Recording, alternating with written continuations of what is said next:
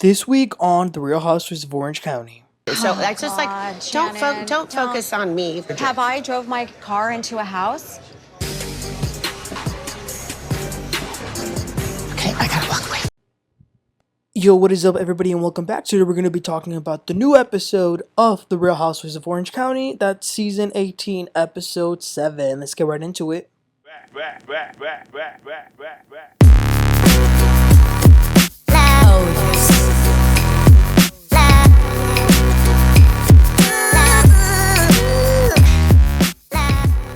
The episode begins with all of the women waking up in the morning. They are in their respective girls trip. Some of them are in Big Bear, and the others are in Elizabeth Vargas' extraordinary house.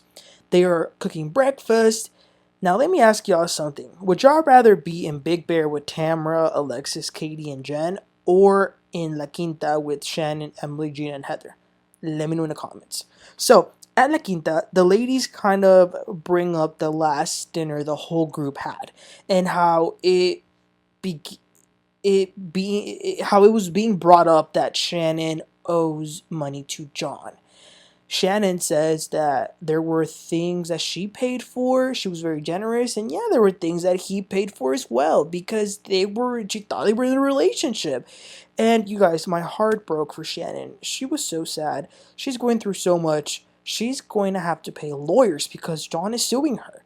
But she doesn't want to give him any money because it's the principal. Why would she give him money? So it's a lot. What was very nice was that all the ladies were very nice to Shannon and told her that they cared about her and her well-being. And then Shannon says, I'm just so grateful for all the love you guys are giving me right now. That's nice that she feels supported. And listen, there's a presidential election happening right now this year. I need the candidates to tell me what is their plan to help Shannon storms Beador.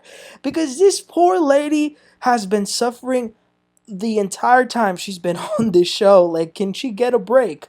Okay, so let's go to the other group. They're asking Jen about her situation with her ex-husband, Will.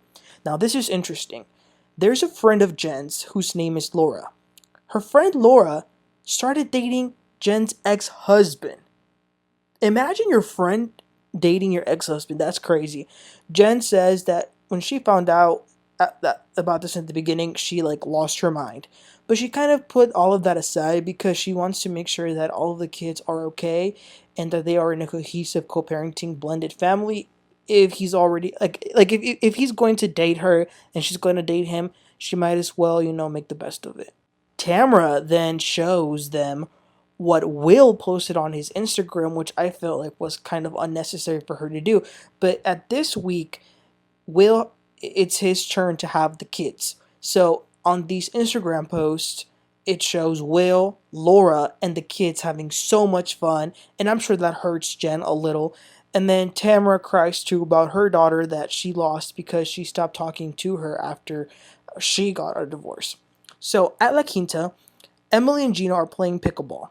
But Gina wants to clear the air with Emily because there's a little underlying tension from the night before. Gina is mad because Emily has been going around saying things like, Heather will tell Gina jump and Gina will say how high. Emily says, well, yes, of course. Look at the way that you were championing for Katie. Then here comes Heather, gets mad at her, and now you all of a sudden drop Katie for Heather. Emily says that Gina is up Heather's butt. Gina says, no, Emily is up Tamra's butt. Gina continues to say, I don't want you to be the grand bitch. Oh, Emily says, well, Heather says to you, get on your knees, and you'll say, okay, Heather. So they're going back and forth. Gina then says, they're arguing, and she says, everybody hates me. You're mad at me. Heather's mad at me. Travis is mad at me. And then she throws her little paddle to the floor and the ball, and she just walks away. I'm not going to disagree with neither of them. What Emily's saying about Gina is true. She does act like Heather is her master. And what Gina is saying about Emily, she's correct as well. Emily has been extremely mean lately, especially with Jen. Eventually, Emily does go to get Gina, and Emily pretty much says that it hurts her, that Gina makes her feel less than. Gina says, no, no, no. Then they both cry. Gina says that she's going through a lot because of the Travis thing. And they kind of joked and called Shannon and Tamra dysfunctional, and they say that they're normal. I was like, oh, okay. So they hugged it out, and they're gonna be fine. So let's go to Big Bear. Alexis goes to see Katie, and she tells Katie that she really likes her. Alexis is friends with Heather, though, so she tells her that Heather is very hard-headed and has basically no sense of humor. Katie says, well, I should probably apologize then. The thing with Katie, though, I will say, is that her intentions were never malicious. Maybe a little shady, yeah, maybe a little petty, but Heather's ridiculous. I can't stand her. So I would say, don't apologize, Katie. Who cares? Jen also had a chat with Tamra, and Jen tells her that she needs to stop being so aggressive with Shannon. Tamra keeps saying that she's that way because she cares about her, and Jen says that, Shannon is doing very well, and Tamra should probably be a little bit nicer to her. Then they pack up, and they're getting ready to leave. These two little girls' trips were definitely very fun. And by the way, Elizabeth Vargas, I feel bad because these crazy ladies got her entire house super dirty. They kept dropping things. I was like, oh my gosh. But wait, you guys. Alexis got a call from Johnny, as she calls him. And then she's like crying afterwards. Everyone's like, what the hell's going on? Alexis is saying, how dare Shannon go this far? Why would she do this to him? We have the videos. We have the proof. So right now, everyone's like, what is going on? Alright, so then a few days later, everyone is now back to OC where they live. Tamra goes to Gina's casita. Gina's house is undergoing a lot of construction. Some painting is going to be done, some rooms are going to be rebuilt and stuff like that. They catch up on the trip, Tamra and Gina, on each of their trips. Tamra says that Alexis is a lot. She speaks nonstop. Gina tells Tamra about Shannon and how they created a safe space for Shannon to open up, and that's something that's very important.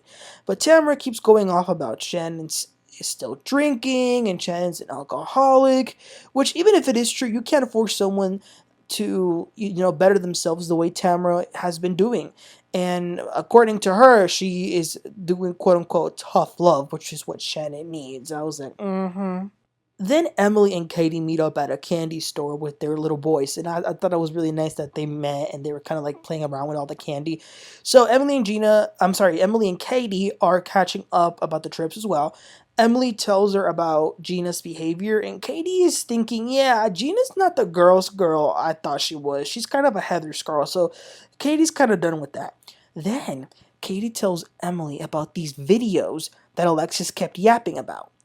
Well, this is shocking, you guys. Allegedly, there were some Ring camera videos of Shannon almost running over John's daughter. I literally gasped out loud. I was like, when I heard that. Like, that's crazy. Okay, so moving forward, Jen and Ryan go to the spa, and they're getting, like, their toes done. And then Jen kind of jokes about all the ladies and how they were kind of pushing her to start an OnlyFans. And Ryan's like, yeah, let's probably not do that. Jen then gets a phone call from one of her sons, and that kind of leads to a conversation about Jen because she babies her kids a little too much, and Ryan kind of brings this up because she's always making sure that they get exactly what they want. So she might want to look into that. So a little later, Jen is doing her green screen confessional, and then she gets a FaceTime from Tamra, which, by the way, makes me wonder how the ladies do these confessionals, because I always figured that they did them once the season finished taping, but clearly they're still filming, and Jen was doing one of her confessionals, so I guess they do a few, like, in between filming, after filming. So, I mean, it doesn't matter, but it's just something I thought that was interesting. But the reason Tamra is FaceTiming her is because she's telling her that she is going to go ahead and talk to Shannon. So, they meet up at this restaurant, Mexican restaurant. I already told y'all, these white ladies love Mexican restaurants over there. So, as soon as they sit down, Tamra says that she was expecting for Shannon to be the one to call her to meet up. Shannon's just like, what the hell? Are you, like, after the way you spoke to me, are you serious? So why do you think I was going to reach out? Tamra starts bickering and even mimicking Shannon, and Shannon tells her that she has been defaming her. She's been saying that she has a drinking problem. She doesn't. She did have a problem with drinking for a period of her life, but she doesn't anymore. She says that Tamra herself has heavily indulged in alcohol. And then here comes Tamra with the low blow and says, well, did I crash a car into a house? So Shannon has to get up and walk away. Shannon says to a producer, Tamra has done nothing but say things to hurt me. I know that what I did was wrong, but I don't need Tamra Judge to be the person who decides what my punishment will be. And she's right. Tamra does kick people when they're down. So eventually Shannon does come back to tell Tamra that she is focusing on herself. She has a lot of support like some that she's never had in her life. Tamra says, oh, well, what about all the years that I supported you? Shannon brings up this dinner and how Tamra was screaming at her and took Alexis Bellino's side. Tamra says, oh, are you talking about the money that you owe John? But Tamra did seem to be a little moved when she saw Shannon breaking down in tears over being sued for $75,000. Shannon starts to cry and she's like, how, what? Like, that's crazy. Like, I'm not going to do a payment plan like he's asking. I'm not going to pay him. How dare he ask? Because he said that he wants, because, she did try to make it go away. So her and her lawyers did draft up an offer. But this MFer said that he wasn't going to accept a penny under $75,000. And I think Tamra, because she was sued before, she doesn't like being sued. So I think she felt bad. So she definitely calmed down. Then in a very soft voice, she says to Shannon, I'm having a party on Thursday and I want you and Vicki to come. And Shannon was like, really? I want to give you a hug. So that was actually very nice. But with Tamra, you never know. And that was the end of the episode. So you see, Shannon, like, wow. All Tamra has to do is literally not be mean. Just be nice. Just be there with your friend. Like, don't, like, she's vile. She's vicious. But I'm glad that they were at least able to somewhat fix it towards this end. Now, as far as John, I said this from the very beginning. He is an embarrassment of a man. He is what you call the dirt underneath someone's shoe.